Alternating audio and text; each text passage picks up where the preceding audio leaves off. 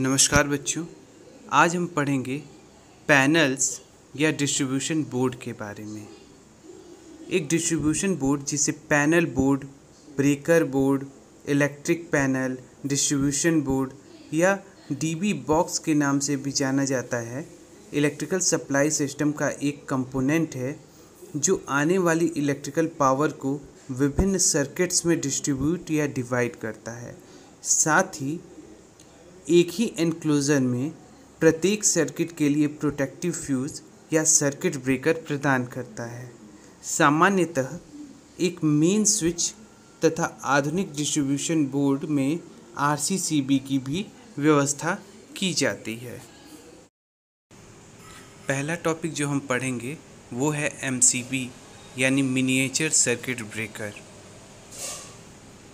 MCB सामान्यतः single pole, double पोल, 3 पोल तथा 4 पोल होता है। सिंगल पोल में केवल एक फेज़ वायर के लिए कनेक्शन होता है, डबल पोल में फेज़ और न्यूट्रल दोनों के लिए, 3 पोल में 3 फेज़ कनेक्शन के लिए होता है, जबकि 4 पोल में 3 फेज़ और एक न्यूट्रल के लिए कनेक्शन होता है।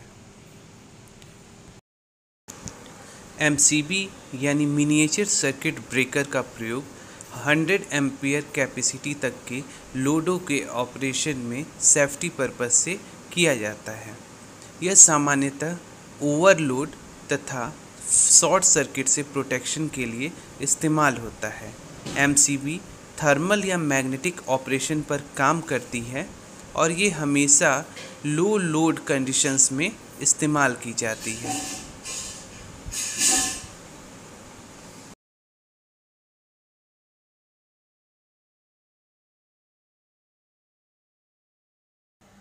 हमारा नेक्स्ट टॉपिक है एमसीसीबी यानी कि मोल्डेड केस सर्किट ब्रेकर।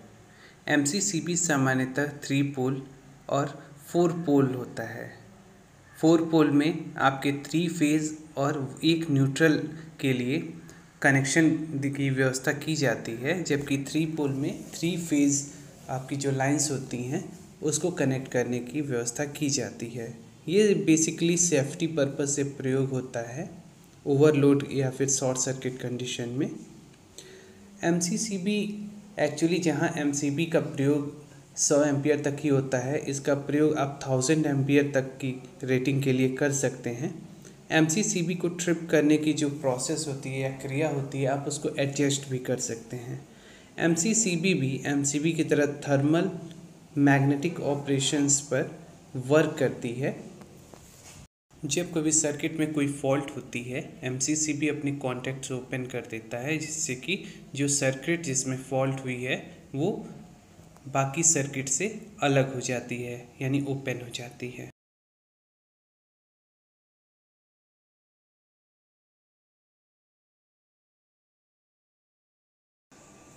अर्थ लीकेज सर्किट ब्रेकर यानी ईएलसीबी का प्रयोग विद्युत झटके यानी इलेक्ट्रिक शॉक से प्रोटेक्शन के लिए किया जाता है।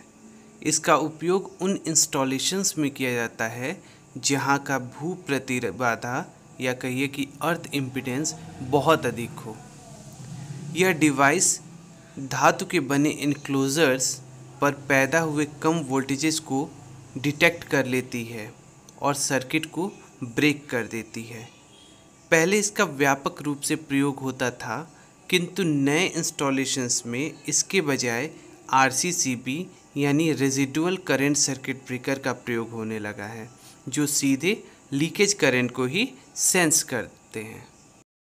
जब कभी सर्किट में अर्थ लीकेज फॉल्ट होती है, यानी कि कहीं भी किसी भी इंस्ट्रूमेंट में इंसुलेशन ब्रेक होने की वजह से जो उसका इनक्लोजर यानी आवरण होता है या कहिए उसका जो बॉक्स होता है जो नॉर्मली मेटेलिक ही होता है, अगर उस पे लीकेज करंट फ्लो होने लगती है तो ईएलसीबी क्या करता है, उस लीकेज करंट की वजह से जो सरफेस पे वोल्टेज ड्रॉप होगा जिसका मान नॉर्मली बहुत कम होता है, वो इतना सेंसिबल होता है ईएलसीबी कि वो उस माइनर वोल्टेज ड्रॉप को भी सेंस कर लेता है या डिटेक्ट कर लेता है और जो हमारा फेज़ कनेक्शन होता है उसको तुरंत ब्रेक कर देता है।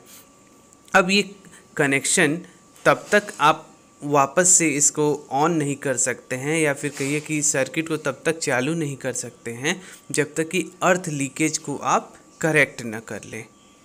ठीक है, इस तरह से ये क्या करता है कि ह्यूमन जो बॉडी होती है या ह्यूमन बीइंग को इलेक्ट्रिक शॉक से भी बचाता है, क्योंकि जैसे ही अर्थ लीकेज कहीं पर होगा ये क्या करेगा, सर्किट को ब्रेक कर देगा। तो जब ब्रेक कर देगा तो अगर कोई व्यक्ति उसको टच भी कर लेता है उस बॉडी को जिसमें अर्थ लीकेज हो रहा है, क्योंकि आपका सप्लाई डिस्कनेक्ट हो चुका है, तो वो इलेक्ट्रिक शॉक से बच जाएगा। ठीक है, नेक्स्ट टॉपिक जो हम पढ़ेंगे वो है RCCB यानी रेजिडुअल करंट सर्किट ब्रेकर के बारे में। RCCB का ये डायग्राम दिखाया गया है। RCCB नॉर्मली 2 पोल और 4 पोल प्रयोग होते हैं। 2 पोल जो RCCB है वो सिंगल फेज सिस्टम के लिए, और 3 पोल प्लस 1 न्यूट्रल यानी 4 पोल सिस्टम जो है या 4 पोल RCCB का प्रयोग 3 फेज सिस्टम में किया जाता है। Residual current circuit breaker electrical safety से जुड़ी डिवाइस है जो सर्किट को उस समय ब्रेक कर देती है जब इसको पता चलता है कि इसमें से होकर जाने वाली सभी कंडक्टर्स की टोटल करंट लगभग शून्य नहीं है। इसे रेजिडुअल करंट डिवाइस भी कहते हैं। RCCB को सामान्यतः डिस्ट्रीब्यूशन बोर्ड में डबल पोल MCB के बाद पैरेलल में कनेक्ट किया जाता है। इसमें फेज तथा न्यूट्रल दोनों ही कंडक्टर कनेक्ट होते हैं। नॉर्मली फेज में जितना करंट इनकमिंग होता है उतना ही न्यूट्रल में आउटगोइंग होना चाहिए, यानी जितना आपको सप्लाई घर में आ रही है उतनी ही न्यूट्रल के थ्रू वापस भी जानी चाहिए। अगर दोनों में जो करंट की वैल्यू है वो सेम है तब यानी कि इन दोनों का जो डिफरेंस है वो 0 है। इसी को रेजिडुअल करंट कहते हैं, यानी phase current minus neutral current, ये हमारी रेजिडुअल करंट होगी। अगर दोनों के बीच कोई गैप है तो क्या करेगा, RCCB उस सर्किट को ब्रेक कर देगा। ये अंतर कब प्रकट होगा, ये तभी प्रकट होगा जब सर्किट में कहीं अर्थ लीकेज हो रहा हो, यानी कि कहीं पर आपका अर्थ फॉल्ट हुआ हो। ठीक है, अर्थ फॉल्ट सिस्टम में कहीं पर होता है तो जो फेज करंट है उसका कुछ भाग अर्थ में चला जाता है। अर्थ में जाने की वजह से जो न्यूट्रल की करंट है वो फेज करंट के इक्वल नहीं होती है। ऐसे में फेज करंट और न्यूट्रल करंट में डिफरेंस उत्पन्न हो जाता है। अगर ये डिफरेंस एक लिमिट से ज़्यादा है तो RCCB तुरंत सर्किट को ओपन कर देता है या ब्रेक कर देता है। इससे जो ह्यूमन बॉडी में शॉक लगने की संभावना होती है, अगर कहीं अर्थ लीकेज है वहाँ पर अगर किसी ने टच किया है उस बॉडी को जहाँ पे लीकेज हो रहा हो तो उसको नॉर्मली अगर RCCB का प्रयोग नहीं होगा तो इलेक्ट्रिक शॉक लगेगा, लेकिन अगर RCCB का प्रयोग होगा तो सर्किट तुरंत ब्रेक हो जाएगा। इससे ह्यूमन की सेफ्टी बनी रहती है। ठीक है, ये बहुत ज़्यादा सेंसिटिव होता है और ELCB का प्रयोग पहले बहुत ज़्यादा इसकी जगह पर होता था, लेकिन उसकी सेंसिटिविटी RCCB की अपेक्षा बहुत कम थी। इसीलिए आजकल सामान्यतः RCCB का ही प्रयोग होता है, और कहीं ELCB का अगर प्रयोग चलन में भी है तो वो कुछ समय बाद ख़त्म हो जाएगा।